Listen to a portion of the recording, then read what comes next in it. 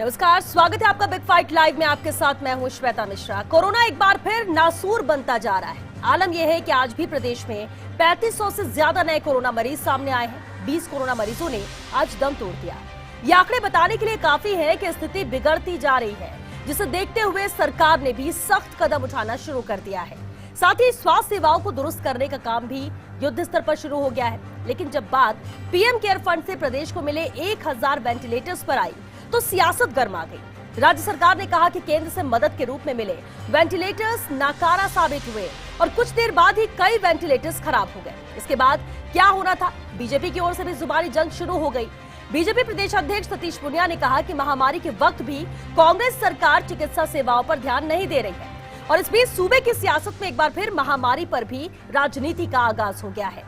वार पलटवार और जुबानी जंग की शुरुआत हो गई है। लेकिन सवाल ये उठता है कि जब जनता परेशान है, संक्रमण बेकाबू हो रहा है और कोरोना से होने वाली मौतों का आंकड़ा भी बढ़ता जा रहा है, ऐसे में खराब वेंटिलेटर्स पर केंद्र ने संज्ञान क्यों नहीं लिया और वेंटिलेटर्स को दुरुस्त कराने के बजाय क्यों शुरू हो गई सियासी जंग? तो क्या मान लिया जाए वेंटिलेटर पर आ गए हैं वेंटिलेटर्स?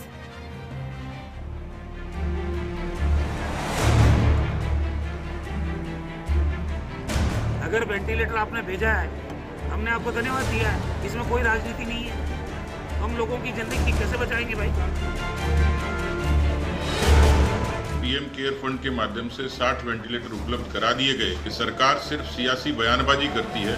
सरकार की तरफ से कोई सकारात्मक सहयोग इसमें मिलता दिख नहीं रहा।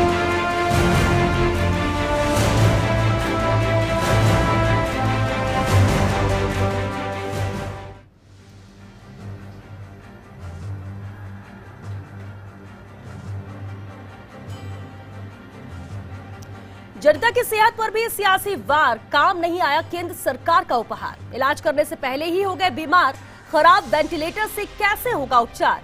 और सबसे बड़ा सवाल कि वाकई वेंटिलेटर्स है। बिग फाइट में बहस आज इस अहम मुद्दे पर, और बहस के लिए मौजूद है हमारे साथ बेहद खास मेहमान। उनसे रूबरू करा दे आपको। हमारे साथ कांग्रेस विधायक प्रशांत बैरवा जी हैं, बीजेपी नेता आशीष चतुर्वेदी जी हमारे साथ हैं, और साथ ही राजनीतिक विश्लेषक मिथिलेश जैमिनी जी भी हमारे साथ हैं। बहुत स्वागत है आप सभी का बिग फाइट लाइव में।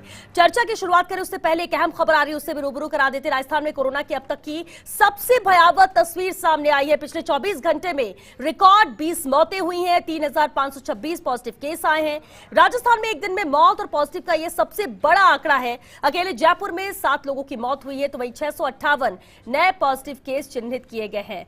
और इससे समझा जा सकता है कि स्थिति कितनी भयावह है। क्यों लापरवाह अभी भी बने हुए हैं हम? क्यों लापरवाही लगातार जारी है? क्यों गंभीरता से इसे नहीं लिया जा रहा? पिछले 24 घंटे में जो रिकॉर्ड सामने आया है वो जरूर कई सवाल खड़े करता है। जहां आज राजस्थान में एक दिन में 20 मौतें हुई हैं, 658 नए पॉजिटिव केस सामने आए हैं और अब भयावह तस्वीर प्रदेश की नजर आती है। पिछले 24 घंटे में रिकॉर्ड 20 मौतें, 3526 पॉजिटिव केसेस, और अब तक में ये सबसे बड़ा आंकड़ा है जो प्रदेश का सामने आया है। आज अकेले जयपुर में 7 लोगों की मौत हुई है, 658 नए पॉजिटिव केसेस अकेले जयपुर में आए और कुल ये आंकड़ा 3526 का है पॉजिटिव केसेस का पिछले 24 घंटे में। सवाल उठना भी यहाँ पर लाजमी है। लापरवाही बढ़ती जा रही है और इसी वजह से आंकड़े कहीं ना कहीं बढ़ते हुए नजर आ रहे हैं। सरकार गंभीर है, लेकिन फिर भी कुछ अहम मुद्दे हैं इसी को लेकर जिस पर सियासत भी गर्म है और चर्चा हम इसी पर कर रहे हैं। सबसे पहले प्रशांत जी आपका ही रुख करना चाहेंगे। रघु शर्मा ने साफ कहा, 2 अहम बातें कही। एक तो ये जो एज लिमिट है इसे हटाया जाना चाहिए, क्योंकि जो ज्यादातर केसेस आ रहे हैं दूसरे राज्यों की भी हम अगर बात कर ले, वहां पर युवा ज्यादा है जो अब इसकी जद में आ रहे हैं। दूसरी अहम बात वेंटिलेटर्स को लेकर है, और क्या वाकई में माना जाए कि वेंटिलेटर पर ही अब सभी वेंटिलेटर्स आ चुके हैं, जिस तरह से केंद्र से भेजा भी गया लेकिन वो चालू हालत में नहीं, दिक्कतें उसमें आई। देखिए, माननीय हमारे चिकित्सा मंत्री जी रघु शर्मा जी ने कहा है वो वाकई में चिंतित है और राजस्थान सरकार भी चिंतित है। आई थिंक वेंटिलेटर तो जीवन दान देने की लिए मशीन होती है। मैं कोई सेंट्रल गवर्नमेंट की बुराई नहीं करूँगा। मैं ये कहना चाहूँगा अगर कोई खामियां आई हैं तो उसको सबसे पहले तो दुरुस्त करना चाहिए और जो दोषी है उनके खिलाफ एक्शन भी लेना चाहिए, क्योंकि हमारी नैतिक जिम्मेदारी बनती है कि कोरोना से हमने पहले बहुत अच्छा लड़ाई लड़ी है और आई थिंक ये जो सेकंड फेज़ आया है कोरोना का, इसमें भी हम सबको मिलके चुनौतियों का सामना करना चाहिए। तो मैं समझता हूँ कि जल्दी केंद्र सरकार भी आई थिंक ये वेंटिलेटर्स को रिप्लेस करेगी और हमारा जितने भी मौतें ये हो रही हैं आई थिंक ये एक सिग्नल है, इसको और गंभीरता से लेने की ज़रूरत है। यहाँ पे कोई आरोप प्रत्यारोप करने की जरूरत नहीं है। मैं कहता हूँ एक कलेक्टिवली आई थिंक दोनों गवर्नमेंट्स को इनिशिएटिव लेना चाहिए कि किस तरह से मरीजों के हम ज़्यादा से ज़्यादा मदद कर सके। सुनने में आ रहा था जोधपुर के अंदर वेंटिलेशन 1-1.5 घंटे काम करता है फिर बंद हो जाता है, कोई चिप में प्रॉब्लम है, आई थिंक टेक्निकल फॉल्ट्स है। आई थिंक इसको बहुत जल्द दूर भी करना चाहिए, क्योंकि आपको मालूम है राजस्थान का इंफ्रास्ट्रक्चर बहुत अच्छा है, खास करके जयपुर में यहाँ पे व्यवस्था है। जैसे दिल्ली जैसी जगह तो व्यवस्था ही नहीं है, वहाँ पे भी केसेस आ रहे हैं मगर वहाँ लड़ नहीं पा रहे। अपने वहाँ कम से कम इंफ्रास्ट्रक्चर तो है। हम विधायकों को भी सारा पैसा हमने हेल्थ में ही दिया है और इसी को किस तरह से मेडिकल फैसिलिटीज अच्छी हों इस पे हमारा जोर रहा है। फोकस और इसी पर दोनों का होना चाहिए, फिर चाहे केंद्र सरकार हो या राज्य सरकार हो। ठीक है, बीजेपी विधायक छगन सिंह राजपुरोहित जी भी हमारे साथ जुड़ चुके हैं। छगन सिंह जी, स्वागत है आपका। छगन सिंह जी, एक तरफ तो ठीक है, रघु शर्मा ने बात रखी कि 1000 जो पीएम फंड से वेंटिलेटर्स आए उसमें कई खराब थे और ये बेहद रिस्की था कि लगाया गया है 2 घंटे बाद वो काम करना ही बंद कर देता है और इस पर कहीं ना कहीं संज्ञान केंद्र सरकार को लिया जाना चाहिए। लेकिन दूसरी तरफ बयानबाजी का दौर भी इसे शुरू हो चुका है, जिसे लेकर कह सकते हैं कि इस मुद्दे पर भी राजनीति तेज हो चुकी है। बीजेपी प्रदेश अध्यक्ष सतीश पुनिया कहते हैं कि प्रदेश सरकार गंभीर नहीं है। अब इस तरह के अगर बयान आएंगे या गंभीरता को लेकर बात करेंगे, हम क्यों ना मुद्दे पर ही बात करें, और ये तो दोनों की रिस्पॉन्सिबिलिटी बनती है। छगन सिंह जी, ये आप देख रहे हो श्वेता जी, ये रघु शर्मा जी जो चिकित्सा मंत्री जी है, इन्होंने वैक्सीन के लिए भी कहा था, कि केंद्र सरकार वैक्सीन नहीं भेज रही है, वैक्सीन कम है, जबकि वैक्सीन की लॉट एक साथ में आ रहा है। अब 45 वर्ष के सभी नागरिकों को अवेलेबल होगी। तो ये सब राजनीति करने की जो अब जैसे कि वेंटिलेटर की बात है,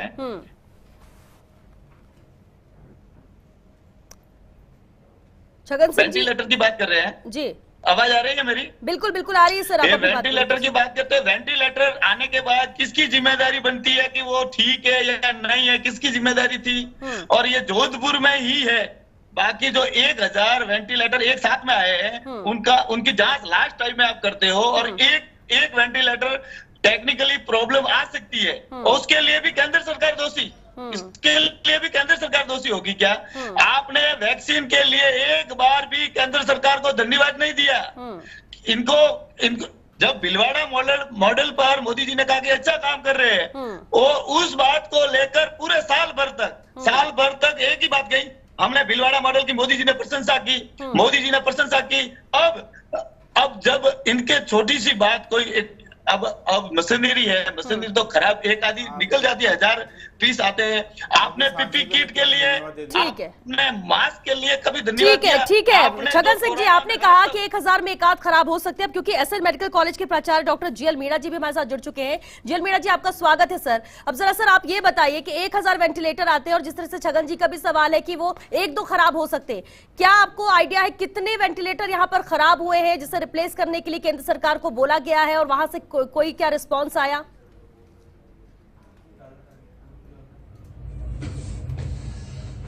मैडम नमस्कार। हमारे पास गवर्नमेंट ऑफ इंडिया से जो वेंटिलेटर आए थे जी, वो सभी चेक। मेरी आवाज आ रही है? बिल्कुल सर आ रही है, आप अपनी बात पूरी कीजिए जी।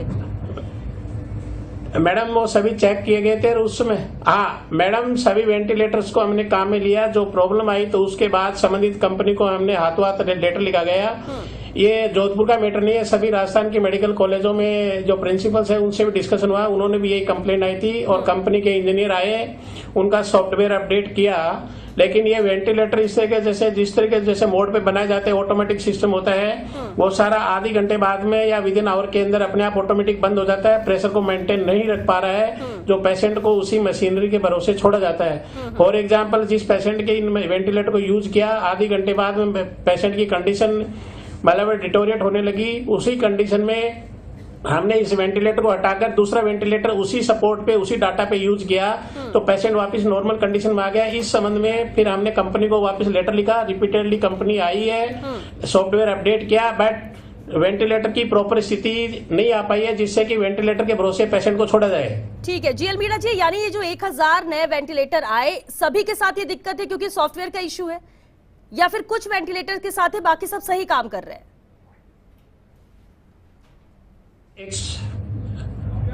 मैडम हमारे पास 120 वेंटिलेटर आए हैं, 20 एक कंपनी के हैं, 100 एक कंपनी के हैं, उन दोनों की सेम कंडीशन है।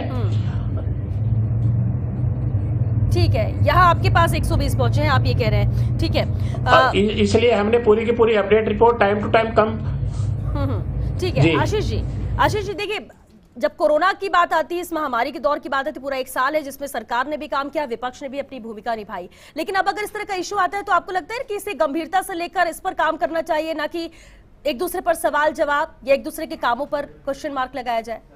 श्वेता जी, चुनौती बहुत बड़ी है, क्योंकि जैसे अभी आप बता रहे थे, आज जो आंकड़े आए हैं ये पहली लहर के पीक से भी ज़्यादा है और अभी ये ट्रेंड बढ़ ही रहा है। तो मैं प्रशांत जी की इस बात से सहमत हूं कि इस चुनौती को लड़ने के लिए हमको कलेक्टिव लड़ाई लड़नी है, आपस में नहीं लड़ना है, एक दूसरे का जहां तक संभव हो सहयोग करना है। लेकिन इस बीच बता दें, कोरोना की दूसरी लहर पर मंथन तो केंद्र से लेकर राज्य सरकारें तक गंभीर है कोरोना को लेकर, और एक अहम वीसी है, बैठक है जो वीसी के जरिए हो रही है, प्रधानमंत्री सभी मुख्यमंत्रियों से जुड़े हैं। आशीष जी, उस वक्त आपको रोका था, लेकिन सवाल यही है कि गंभीरता से लेने की बात तो हर कोई कर रहा है, लेकिन इस वेंटिलेटर का इस तरह से खराब होना और इस तरह की दिक्कतें आना कहीं ना कहीं इश्यू है बड़ा। श्वेता जी देखिए, हमको दो चीज़ों को यहाँ समझना पड़ेगा जी। कि जब कोविड आया था तब स्टेट के पास मात्र 700 वेंटिलेटर्स थे। पीएम केयर फंड के तहत स्टेट को 1150-1200 वेंटिलेटर प्रोवाइड किए गए, उसके बाद आज हमारे पास 1900 वेंटिलेटर हैं। तो पहला पॉइंट तो ये कि दो कंपनियों ने प्रोवाइड किए हैं, एक तो एग्वा कंपनी ने, एक CV200 ने, जो हमको वेंटिलेटर दिए हैं। तो मैं अभी GL मीणा जी को भी सुन रहा था और आज इंडियन एक्सप्रेस ने भी इसमें अच्छी रिपोर्ट छापी है। तो मैं बीकानेर मेडिकल कॉलेज के प्रिंसिपल का भी मैंने स्टेटमेंट पढ़ा है, तो उन्होंने ये स्वीकार किया है कि शुरू में कुछ इनमें प्रॉब्लम्स थी, बाद में इसको कंपनी ने अपग्रेड किया, लेकिन वो तो ये कह रहे हैं बीकानेर मेडिकल कॉलेज के प्रिंसिपल की जब उसको अपग्रेड किया उसके बाद हमने इसको यूज ही नहीं किए हैं। तो आप देखिए कि ये जो विषय है ये पहले भी आया था, राहुल गांधी जी ने भी इसका एक ट्वीट किया था जून जुलाई में। तो मुझे लगता है सरकार के पास एक पूरा समय था, जून से लेकर के आप देखिए ऑलमोस्ट अप्रैल हो गया, 10-11 महीने हो गए। अगर इतना लंबा विषय था तो सरकार एक मेडिकल एक्सपर्ट्स के, टेक्निकल एक्सपर्ट्स की एक कमेटी बना सकती थी। आप देखिए एग्वा कंपनी के जो मालिक हैं उसने इसका बाकायदा डेमोन्स्ट्रेशन तक दिया है, और उन्होंने तो ये आरोप लगाए कि ये जो हमारा वेंटिलेटर है उसकी कॉस्टिंग 2.5 लाख 2 लाख रुपए आती है, जो कि काफ़ी चीप पड़ रहा है। अब जो प्रोक्योरमेंट कर रही है गवर्नमेंट हॉस्पिटल्स में, जो पहले प्रोक्योरमेंट हुए हैं वो 10-10 लाख 15-15 लाख के वेंटिलेटर है। ये हमारा आत्मनिर्भर भारत के तहत बना है, और ऐसा नहीं है, कंपनी को सपोर्ट करने के लिए भेल ने, बेल ने, मारुति ने अपने टेक्निकल एक्सपर्ट्स और अपनी टीम लगाई है। तो हमें इस पे बहुत अच्छे से एनालिसिस करना चाहिए और सरकार को एक कमेटी बनानी चाहिए। और मुझे लगता है अगर फिर भी कोई कंसर्न होगी तो निश्चित रूप से केंद्र सरकार जो भी संभव होगा वो मदद अवश्य करेगी, बेटरमेंट के लिए काम करेगी। बिल्कुल। मिथिलेश जामनी जी, सर अभी आपने सुना, लेकिन इस मुद्दे को लेकर जिस तरह से सवाल जवाब हो रहे हैं, क्या आपको लगता है कि वाकई में गंभीरता की बात कही जा रही है, गंभीर यहाँ पर है, या फिर इसमें सवाल उठाना लाजमी है, या फिर हल निकालकर सीधे सॉल्यूशन पर जाना चाहिए बिना किसी बयानबाजी के? देखिए श्वेता जी, राजनीति में जो तुलसीदास जी ने कहा है कि जब संकट आए तो परहित सरिष धर्म नहीं भाई, तो सबसे पहला जो काम है, चाहे केंद्र सरकार हो चाहे राज्य सरकार हो, कि इस समय जब मानवता संकट में है, वैश्विक संकट है, हर कोई आदमी अपनी जान को लेकर चिंतित है, उस समय सियासी बयानबाजी से बाज आना चाहिए।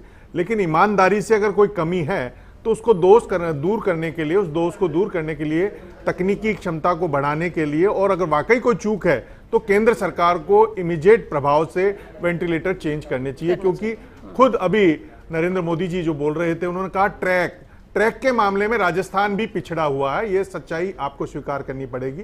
राजस्थान में जयपुर शहर जो सबसे बड़ा शहर है, कैपिटल है, वहां 20 लाख यूथ है 45 ईयर के ऊपर के, उसमें से महज 4 लाख लोगों के, यानी 20% जो लोग हैं उनके ही 20 लाख में से 4 लाख लोगों को वो लगा है अभी वैक्सीनेशन। ऐसे ही जो 60 के अबो है उसमें हमसे आगे डूंगरपुर है 52 और जयपुर 14.2% है। तो हमारे राजधानी में हमने अवेयरनेस के लिए क्या काम किया, जो अभी ट्रैक वाला मुद्दा है, ट्रैक ट्रीट और जो मैनेजमेंट का जो है उस पर मिलके काम करना पड़ेगा। क्योंकि अब ये पूरी मानवता पे संकट है, अब उसको कैसे जीतना है। वैक्सीनेशन वाला मुद्दा एक बहुत बड़ा मुद्दा है, लेकिन अवेयरनेस अभी नहीं है।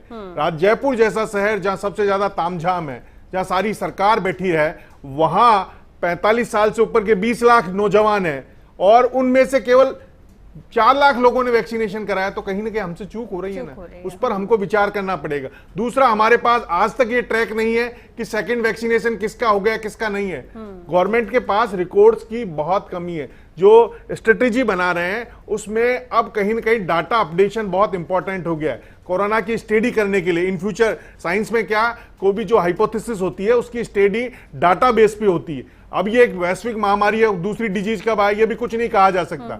जिस तरीके से एक रिपोर्ट आई है चाइना से और WHO की, उसमें कहा गया कि जिस तरीके से अर्बनाइजेशन हो रहा है, जिस तरीके से शहरीकरण हो रहा है, उससे आने वाले दौर में विश्व में ऐसी कई महामारियां आएगी। तो केवल हम कोरोना से भी बच गए या पहले हमने 10 लाख से आंकड़े 1.25 लाख पर लिया है, इससे उपलब्धि मानने से पार नहीं पड़ने वाली है। अब सारी मानव जाति को बचाने के लिए, क्योंकि जो ट्रैफिक, जो पॉपुलेशन ट्रैफिक, अर्बनाइजेशन हो रहा है, उससे एक बहुत वर्ल्ड वाइड एक बहुत बड़ा खतरा पैदा हो गया है कि ऐसी महामारियां साल 2 साल 5 साल में फिर आएगी। तो उनकी जो स्टडी करनी है, जो पैंडेमिक कंडीशन है, और आपने भी एक बात कही कि सिर्फ इससे पार नहीं पाया जाएगा कि हाँ आंकड़े कम, और शायद यही वजह हो सकती है कि लापरवाही हुई है। जो आंकड़े एकदम कम हो गए थे, वैक्सीन आ गई थी, वैक्सीनेशन शुरू, और उसके बाद एक बार फिर से वही चीजें शुरू हो गई हैं और पिछले साल के हिसाब से आंकड़े पर डे बढ़ते हुए नजर आ रहे हैं, यानी कि अब खतरा और ज्यादा नजर आता है। बिल्कुल बिल्कुल श्वेता जी, ये खतरा बहुत ज्यादा पीक पर है और इस समय हर राजनेता को अपनी अंतरात्मा में उनको सबको ये सोचना पड़ेगा कि हमें धर्मराय के सामने जाके जो हमारी सनातन संस्कृति है, कर्म के जो हिसाब है वो देना पड़ेगा। अगर उस हिसाब पर नेता सोच लेंगे तब तो हम ये जंग जीत जाएंगे। और हमने वोटों का गणित लगा के कोरोना से जंग लड़ी तो दोनों जगह हार जाएंगे। ये सबसे इंपॉर्टेंट है कि आप सियासी रोटियां ना सेके, कोरोना वैक्सीन, कोरोना वेंटिलेटर, इन पर बयान देने के बजाय इनकी पुख्ता व्यवस्था कैसे हो, इस पर दोनों सरकारों को काम करना पड़ेगा। पहले तो मैं आपको बताऊं, आप राजनेताओं पर आरोपित इतना मत कीजिए। आई थिंक ये पूरा समाज है, एक एक इंसान है, सबको इसमें अवेयर होना पड़ेगा। कोई राजनेताओं का ही जिम्मेदारी नहीं होती। एक कहावत है, चैरिटी स्टार्ट फ्रॉम होम। अगर हम लोग ही खुद नहीं कर पाएंगे तो क्या राजनेता करेंगे? देखिए, मेरा राजनीति है वो लोक कल्याणकारी शासन है। डेमोक्रेसी में बिल्कुल डेमोक्रेसी बता रहा हूँ। आप 2 लाख लोगों का नेतृत्व करते हैं। अजी जवाब, अरे मित्र सुनिए, जवाब दिए तभी तो इतना बढ़िया काम किया कोरोना में। आप जोड़िए, कंपैरिजन मत कीजिए। लेकिन अभी आशीष जी ने सवाल उठाया, प्रॉब्लम तैयार हुई है, इसका कलेक्टिवली ठीक है, ये बात भी एग्री करते। लेकिन अभी जो सवाल आशीष चतुर्वेदी जी ने जो उठाया कि वक्त रहते अगर चीजें इस तरह की दिक्कतें आई थी, उसके बाद क्यों नहीं चेक किया गया? क्या पूरी तरह से लापरवाही वेंटिलेटर्स को लेकर केंद्र सरकार की है? प्रशांत जी, वापस मैं ये कह रही हूँ कि अभी ठीक है, आपने जो बात कही वो भी चलिए ठीक है कि हम किसी एक को दोष नहीं दे सकते, राजनेताओं पर सवाल नहीं उठाते, लेकिन जनप्रतिनिधि से उम्मीद होती है, जो सरकार है उनसे उम्मीदें होती हैं। आशीष जी ने अभी एक बात कही कि ये अभी कोई दिक्कत नहीं है, जब शुरुआती दौर में आया था सॉफ्टवेयर की वजह से इश्यूज थे, इसके बाद भी प्रॉपर चेक करना चाहिए था, तो कहीं ना कहीं उस वक्त गंभीरता से इसे नहीं लिया गया, और अब अगर सवाल उठाया जाता है तो ये लाजमी नहीं है। देखिए, घर में आप टीवी खरीदते हो, अगर 1 साल का वारंटी है तो 1 साल में खराब होगा अगर चीज तो वापस की जाती है। तो आप ये मत कीजिए कि मरीज आए नहीं तो वेंटिलेटर, जो भी सॉफ्टवेयर, ये जो भी वेंटिलेटर बना है कंपनी ने जब उसको पास किया होगा तो उसकी गुणवत्ता पे किया होगा। ये अगर पेशेंट नहीं आए, चेक नहीं किया, आई थिंक ये तो मुझे यूजलेस लगता है क्वेश्चन।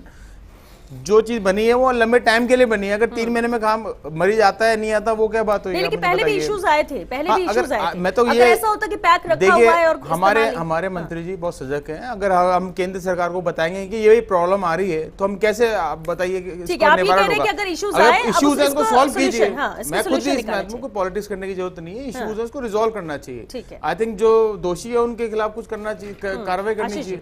दूसरा इशू ये है कि जो कंपनी जो मैंने बताया आपको, एग्वा और CV200, इनके जो वेंटिलेटर है अक्रॉस द स्टेट, सभी स्टेट्स में बांटे गए हैं। ऐसा नहीं खाली राजस्थान को ये दिए हैं, दूसरे दिए हैं। तो हमको ये भी तो देखना चाहिए ना बाकी किस स्टेट्स में इस तरह की रिपोर्ट आ रही है। मध्य प्रदेश में तो आप देखिए वेंटिलेटर की बहुत शॉर्टेज है, वहाँ पे तो सारे पेशेंट भरे हुए हैं। राजस्थान में तो अभी ईश्वर की कृपा से वो स्थिति नहीं आई है कि सारे ICU बेड्स फुल हैं। तो महाराष्ट्र में, मध्य प्रदेश में, छत्तीसगढ़ में, वहाँ पे भी तो वेंटिलेटर्स दिए, तो वहाँ से तो इस तरह की रिपोर्ट्स नहीं आ रही है कि इन वेंटिलेटर में खामियां या वहाँ की सरकारें इसको यूज़ कर रही है या नहीं कर रही हैं।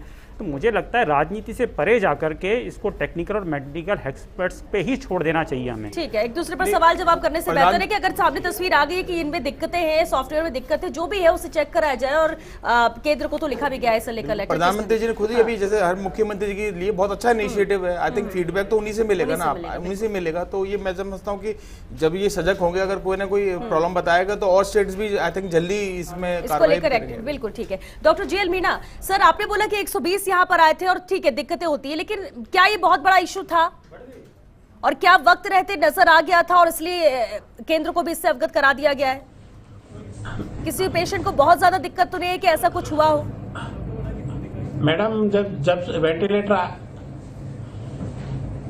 मैडम वेंटिलेटर जब आए उसी समय जब इंस्टॉलेशन हो रहा था उसी समय ये प्रॉब्लम आ गई थी। कंपनी को इसके बारे में इन्फॉर्म कर दिया था कि ये वेंटिलेटर प्रॉपर फंक्शनिंग नहीं है और इसका सॉफ्टवेयर भी इनकम्प्लीट है। तो रिपीटेडली कंपनी के लोगों ने आके सॉफ्टवेयर अपडेट भी किया है, लेकिन पेशेंट को इस वेंटिलेटर में जो भी जहां भी यूज किया गया आधी 1 घंटे के बाद में वेंटिलेटर ऑटोमेटिक अपने आप बंद हो जाता है। तो उस कंडीशन में डॉक्टर का विश्वास खत्म हो जाता है कि इस वेंटिलेटर के भरोसे मरीज को छोड़ूं या नहीं, तो इसलिए दूसरा वेंटिलेटर यूज करना पड़ रहा है। तो इस वेंटिलेटर का जो डाटा फिक्स किए जाते हैं वो स्टेबल नहीं रहे, समय के साथ हाथ चेंज हो जाते हैं जो मरीज के लिए खतरनाक साबित होते हैं। ठीक है, तो क्या कदम उठाए जा रहे हैं? हमारे को दूसरा वेंटिलेटर प्रॉपर्ली साथ में यूज करना पड़ रहा है। एक बार डॉक्टर का अगर विश्वास, इसके लिए हमने कंपनी को लेटर लिख दिया था कि इसको चेक किया जाए, सॉफ्टवेयर में जो भी कोई प्रॉब्लम है क्या है इसको अपडेट किया जाए। ठीक है, ठीक है। छगन सिंह जी, देखिए दिक्कत कुछ भी हो, अगर चिकित्सा मंत्री, क्योंकि जिम्मेदारी उन पर आती है और उनका भी सवाल उठाना अगर कुछ गलती, और उन्होंने एक बात ये भी कही कि मैं कोई राजनीति नहीं कर रहा हूं, मैं ये सिर्फ इसलिए बता रहा हूं कि केंद्र सरकार इससे अवगत हो सके, रिप्लेस हो जाए ताकि दिक्कतें ना हो। आंकड़े जिस हिसाब से बढ़ रहे हैं, ऐसा ना हो कि इनकी जरूरत पड़ जाए और किसी मरीज की वेंटिलेटर की कमी की वजह से जान गंवानी पड़े उसे। छगन सिंह जी, वैसे जब वेंटिलेटर में शुरुआती दौर में कमजोरी थी या मशीनरी खराब थी, तो ये जैसे सॉफ्टवेयर की प्रॉब्लम बता रहे हैं, तो उसके लिए उनको कंपनी को बुलाई और कंपनी के बाद में वापस उन्होंने अगर घंटे 2 घंटे चल रहा था वापस कंपनी को जानकारी देनी थी। दी गई है और अपडेट सॉफ्टवेयर अपडेट किया गया, लेकिन इसके बाद भी इशू आ रहा है, भरोसा नहीं हो पा रहा है उस पर। तो वो कंपनी वाले को वापस बुला कर कहते कि अभी तक विश्वास नहीं आ रहा है।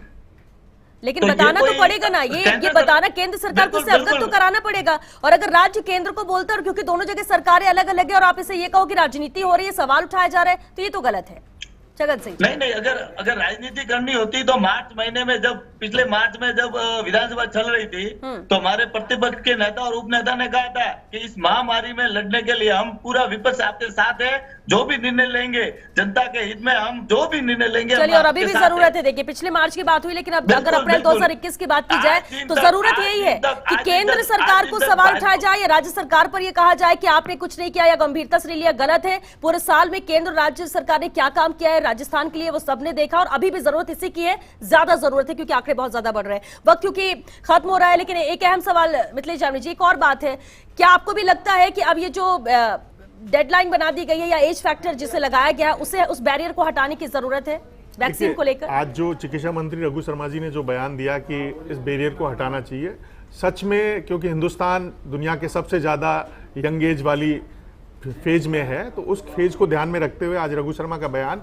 टेक्निकली बिल्कुल अप्रोप्रिएट है, बिल्कुल सही है, क्योंकि इस फेज को हटाना पड़ेगा। अदरवाइज क्या कि आज जैसे जयपुर में एक कोचिंग सेंटर में 100 बच्चे एक साथ पढ़ रहे थे बिना उसके मास्क के, तो ये कंडीशन अभी लगी हुई है। हमने फाइनल ईयर के बच्चों को कॉलेज में बुला रहे हैं, तो यंग घूम रहा है, और यंग एज, अभी बड़े दुर्भाग्य की बात है कि बुजुर्गों से ज्यादा जवानों में कोरोना फैल रहा है, ये सेकंड फेज में। तो जो जवानों में जो फैल रहा है वो हमारी भारत की जान है। तो रघु शर्मा ने जो आज बयान दिया है वो निश्चित रूप से यूथ को, एक यूथ के ब्राइट फ्यूचर को, क्योंकि किसी भी देश का भविष्य उसके नौजवान होते हैं, उसके बच्चे होते हैं, उनको बचाना सबसे पहला जरूरत है। और जब द्वितीय विश्व युद्ध में इंग्लैंड में जब बजट बन रहा था, जब वहां की आर्थिक हालात कमजोर थे, तो वहां के शिक्षा मंत्री ने कहा था कि हम कम खा लेंगे, लेकिन हमारी जनरेशन अगर वेल लिटरेट नहीं हुई तो इंग्लैंड पिछड़ जाएगा। तो आज जो रघु शर्मा ने बयान दिया, कहीं न कहीं, क्योंकि वो छात्र पॉलिटिक्स से जुड़े हुए हैं, राजस्थान यूनिवर्सिटी के प्रेसिडेंट रहे, तो वो सब कुछ समझते हैं कि एक सही युवा, एक संस्कारवान युवा, एक शिक्षित युवा